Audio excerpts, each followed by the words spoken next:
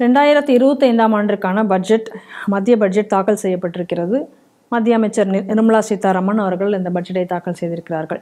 எப்பொழுதும் போல எதிர்க்கட்சிகள் இந்த பட்ஜெட்ல என்ன இருக்கு அப்படிங்கிற கேட்கக்கூடிய அதே கேள்வியை முன்வைத்திருக்கிறார்கள். தமிழகத்தை பொறுத்த வரைக்கும் அதாவது விடியல் ஆட்சி வந்ததுலேருந்து அவங்க சொல்றது என்னன்னா, மத்திய அரசு தமிழகத்தை கண்டுகொள்ளவில்லை அப்படிங்கிற ஒரு பிரச்சாரம். அதே பிரச்சாரத்தை இப்பொழுதும் செய்திருக்கிறார்கள். இந்த பட்ஜெட் தமிழகத்தை புறக்கணித்திருக்கிறது அப்படின்னு சொல்லி பிரச்சாரம் பண்ணிட்டு இருக்காங்க. இந்த பட்ஜெட்டில் நிறைய விஷயங்கள் கொண்டு வந்திருந்தாலும் கூட ஒரு சில முக்கியமான விஷயங்களை மட்டும் நான் இந்த இடத்துல ஹைலைட் பண்ணுறேன். விவசாயத்துறை பொறுத்த வரைக்கும் விவசாய மேம்பாட்டிற்காக தன் தயா கிருஷ் யோஜனா அப்படிங்கக்கூடிய ஒரு திட்டத்தை உருவாக்கியிருக்கிறார்கள். அதன் மூலமாக 1.7 கோடி விவசாயிகளுடைய மேம்பாட்டிற்காக அந்த திட்டம் கொண்டு வர இருக்கிறார்கள். அதை தவிர கிஷான் அட்டையின் மூலமாக ஏற்கனவே 3 லட்சம் ரூபாய் கடன் வழங்கப்பட்டு வந்தது. இப்போ 5 லட்சமாக அதிகரித்திருக்கிறார்கள். சுகாதாரத்துறை பொறுத்த வரைக்கும் 998,311 கோடி அதற்காக நிதி ஒதுக்கீடு செய்திருக்கிறார்கள். 200 கேன்சர் மையங்கள் நாடு முழுவதும் அமைக்க திட்டமிட்டிருக்கிறார்கள். 36 உயிர்காக்கும் மருந்துகளுக்கு கஸ்டம் டியூட்டியிலிருந்து விலக்கு அளித்திருக்கிறார்கள். இதனால மருந்துகளுடைய விலை பெருமளவு குறையும் என்று எதிர்பார்க்கப்படுகிறது. அதே போல நடுத்தர மக்களுக்காக 12 லட்சம் வரை வருமானம் பெறுபவர்களுக்கு வரி விலக்கு அளிக்கப்பட்டிருக்கிறது. இதை தவிர மற்ற எல்லா துறைகளினுடைய மேம்பாட்டிற்காகவும் பார்த்து ஒரு துறைக்கும் என்னென்ன தேவை என்பதை செய்திருக்கார்கள். இன்ஃப்ராஸ்ட்ரக்சரில் பெருமளவு இன்னைக்கு இன்வெஸ்ட் பண்ணுறதுக்கான பட்ஜெட்டுக்கு பணம் ஒதுக்கீடு செய்திருக்கிறார்கள்.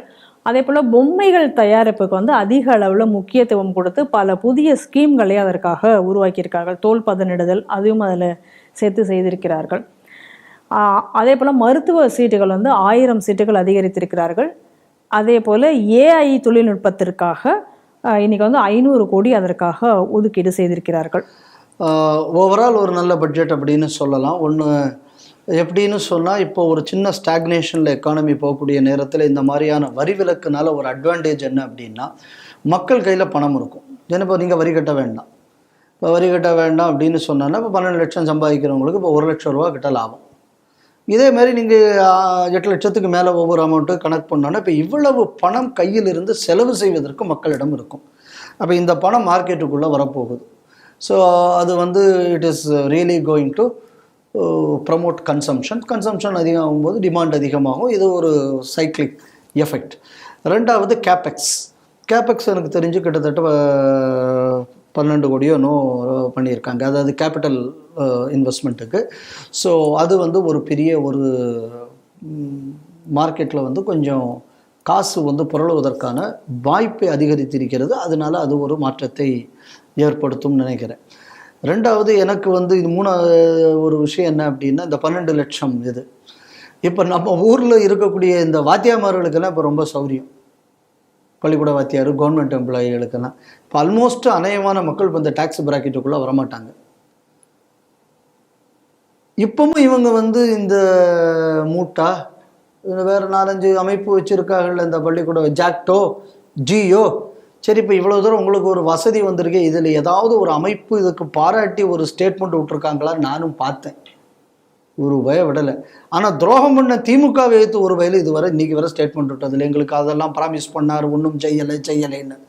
ஆனால் இப்போ உங்கள் அவ்வளோ பேருக்கு இப்போ ரிலீஃப் கிடைக்க போகுது. எவனாவது அதை பற்றி வாயை திறந்தான்னா ஒருத்தன் திறக்கலைனால இவர்களெல்லாம் ஒரு விஷயம் நம்ம புரிஞ்சுக்கிறது என்னென்னா, இவங்களெல்லாம் கவர்மெண்ட் எம்ப்ளாயீஸ் யூனியன் கிடையாது. இதுவெல்லாம் திமுகவின் யூனியன். கவர்மெண்ட் எம்ப்ளாயி எங்கக்கூடிய போர்வையில் இருக்கிறார்கள் என்பது நம்ம இதில் நம்ம உறுதிப்படுத்திக்க வேண்டிய விஷயம். அதுக்கப்புறம் நம்ம கவனிக்க வேண்டியது என்ன அப்படின்னா, அந்த கேன்சர் ட்ரக்ஸு.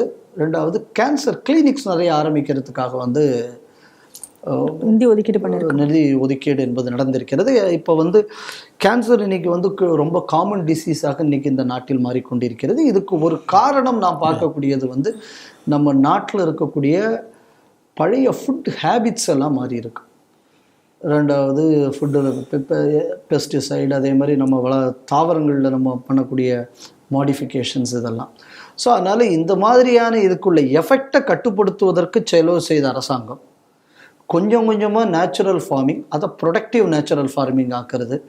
அதே நேரத்தில் பாரம்பரிய ஃபுட் ஹேபிட்ஸை ப்ரமோட் பண்ணுவதற்காக சில விஷயங்களை அரசாங்கம் முன்னெடுத்தாச்சுன்னா இதுக்குள்ள என்ட்ரி பாயிண்ட்லேயே நம்ம பல மாறுதல்களை செய்ய முடியும். அந்த விஷயத்தில் இந்த அரசாங்கம் தவறி இருக்கிறதுங்கக்கூடியது ஏன்னா பட் இன்னொரு விஷயம் எல்லாம் ஒரே நேரத்தில் செய்யவும் முடியாதுங்கிறது.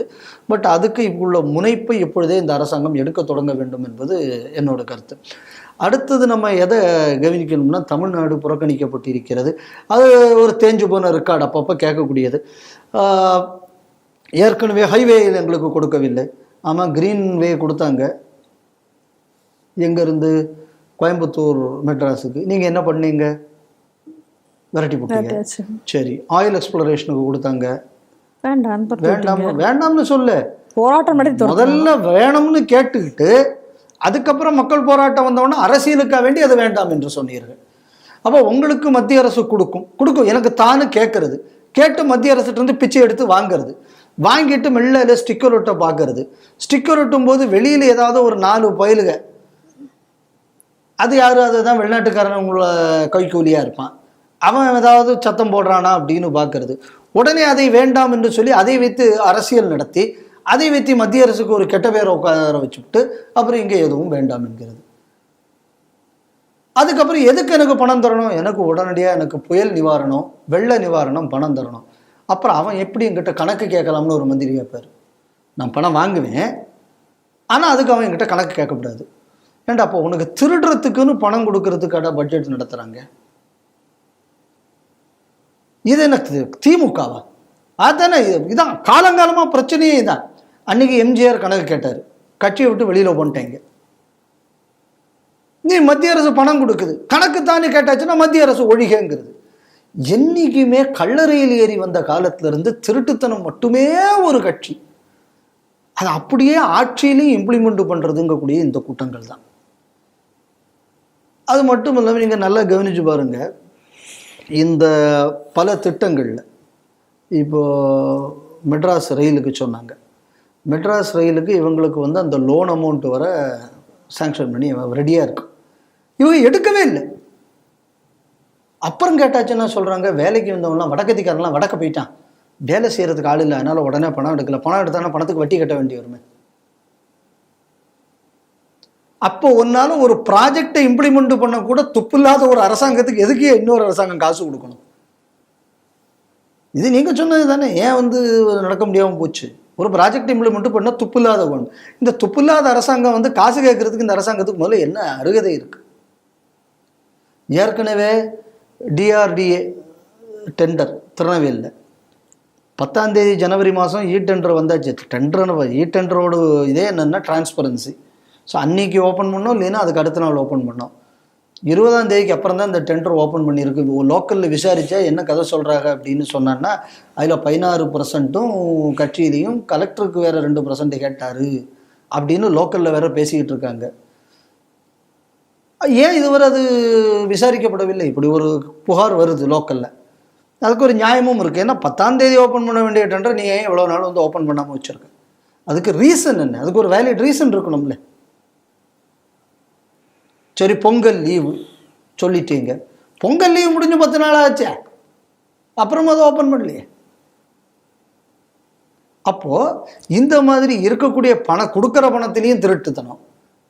அப்புறம் உங்களை நம்பி எவன் பணம் கொடுப்பான்?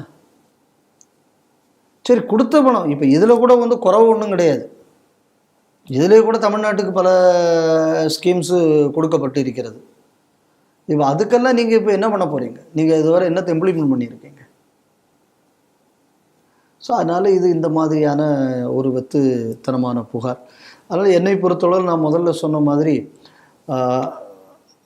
ஹெல்த்துக்கு நிறைய பண்ணியிருக்காங்க, எல்லாத்துக்கும் பண்ணி கொடுத்துருக்காங்க. ஆனால் இதோடு ஹெல்த்தோட ரீசன், இப்போ ஒரு விஷயம் உங்களோட நல்ல இன்வெஸ்ட்மெண்ட் என்ன அப்படின்னு சொன்னால், எல்லா இடத்துலையும் இந்த கேஸ் உஜ்வாலா கொடுத்ததும் இந்த டாய்லெட்டு கட்டுறது, இது ரெண்டும் வந்ததுனால ஹெல்த் வைஸ் பல நல்ல காரியங்கள் நடந்திருக்கு, பல நோய்கள் தடுக்கப்பட்டிருக்கு, பல மாற்றங்கள் இதனால் ஏற்பட்டிருக்கு. அதே மாதிரி இந்த எல்லா வீட்டுக்கும் இந்த தண்ணி, இது 3 நாளையும் ஒரு பெரிய ஒரு மாறுதல் என்பது ஏற்பட்டு இருக்கிறது. ஸோ இதே மாதிரி கேன்சர் விஷயத்துலேயும் சில இன்வெஸ்ட்மெண்ட் அரசாங்கம், இப்போ என்னை பொறுத்தளவில் நான் இதை எப்படி சொல்லுவேன் அப்படின்னு சொன்னால், investment on personal health, not hygiene. ஹைஜீனுங்கக்கூடியது இது, ஹெல்த்துங்கக்கூடியதில் என்னென்னா food, quality of food production, எந்த மாதிரியான விவசாயத்தை ஊக்குவிக்கணும், இதில் கொஞ்சம் கூட கான்சன்ட்ரேஷன் அரசாங்கம் கொடுத்தாச்சுன்னா அது கொஞ்சம் நல்லபடியாக இருக்கும்னு நான் நினைக்கிறேன். டிஃபென்ஸ் பட்ஜெட்டும் ஒரு நல்ல இது கொடுத்துருக்காங்க. அது மட்டும் இல்லாமல் வெவ்வேறு ஏஐக்கு 500 கோடின்னு இருக்காங்க. I am not satisfied. It should be 5000 crores என்னை பொறுத்தளவில். ஏன்னா இன்றைக்கி ஒவ்வொரு நாடும் அதில் வந்து எங்கேயோ ரிசர்ச்சில் போயிட்டுருக்காங்க. 500 கோடி is a small fund as far as I am concerned. So India அதில் அதிகம் செலவு பண்ணணும். அதில் 2 லாபம் இருக்குது.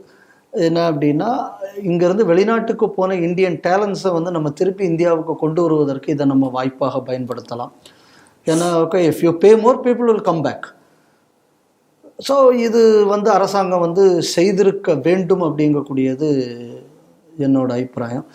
மற்றபடி இந்த சின்ன சின்ன விஷயங்களெல்லாம் பற்றி நான் ஒன்றும் பெருசாக இதில்லை. எப்படி ஆனாலும் உங்கள் ஸ்ரீ டிவியில் இதை பற்றின பட்ஜெட்டை பற்றின நிகழ்ச்சி என்பது வரும். ஸோ அந்த அனாலிசிஸ்ங்கிறதுனால நான் இதில் அதிக விஷயங்களை நான் இது பண்ணவில்லை. ஓவரால் இன்னித்த சுச்சுவேஷனில் இப்போ நீங்கள் பார்த்தீங்க அப்படின்னு சொன்னால், மோடி ஆட்சி 2வது முறை வர தொடங்கினதுலேருந்து உங்களுக்கு முதல்ல கோவிட் இஷ்யூ வந்தது. அதுக்கப்புறம் வந்து யுக்ரைன் வாரை தொடர்ந்து அப்புறம் இங்கே இஸ்ரேலுக்குள்ள இஸ்லாமிய பயங்கரவாத தாக்குதல், அதுக்கு இஸ்ரேலுக்குள்ள ரியாக்ஷன். ஸோ இந்த மாதிரி இன்டர்நேஷ்னலி பல இஷ்யூஸ். அதே மாதிரி பல நாட்டோட எக்கானமி வந்து டவுன் ட்ரெண்டில் இருக்குது. ஸோ அதனால் நமக்கு வந்து ஒரு குரூஷியலான ஒரு இக்கட்டான காலகட்டம். இந்த இக்கட்டான காலகட்டத்தில் இதுக்கு மேலே வந்து நம்ம பெருசாக ஒன்றும் எதிர்பார்க்க முடியாது. So within that limitation it is a good பட்ஜெட்டுங்கிறது என்னோட அபிப்பிராயம்.